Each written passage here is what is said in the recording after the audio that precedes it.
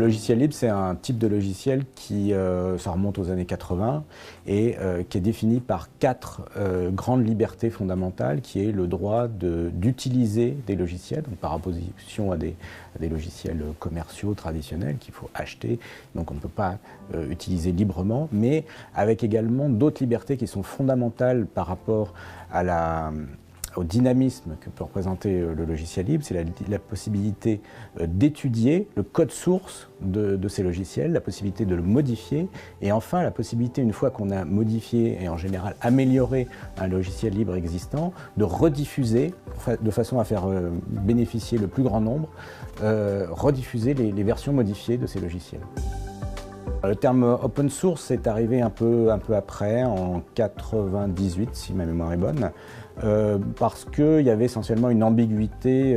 malencontreuse dans la langue anglaise. On parlait de free software, et free software, ça veut à la fois dire logiciel libre et logiciel gratuit. Autour de la fin des années 90, il y a un certain nombre d'entrepreneurs américains au début, et puis il y en avait aussi en France quelques-uns, qui se sont dit que ces logiciels libres en fait représentaient un matériel extrêmement intéressant pour créer tout un nouvel écosystème, toute une nouvelle dynamique économique, un peu par opposition aux logiciels traditionnels propriétaires dont on avait à l'époque déjà senti un certain nombre de limites. Et donc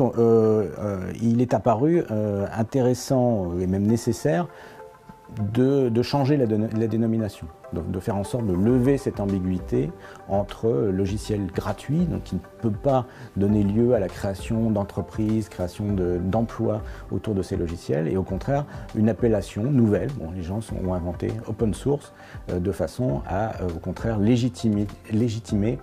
toute cette activité économique qui s'est considérablement développée depuis la fin des années 90. Puisqu'en France, au jour d'aujourd'hui, on doit compter à peu près 3-4 milliards d'euros par an de chiffre d'affaires autour du logiciel libre, et probablement entre 30 et 50 000 emplois. Il y a vraiment un besoin d'embaucher des spécialistes du logiciel libre qui sont formés par les universités, les écoles d'ingénieurs, dont certaines sont présentes sur le campus de Paris-Saclay.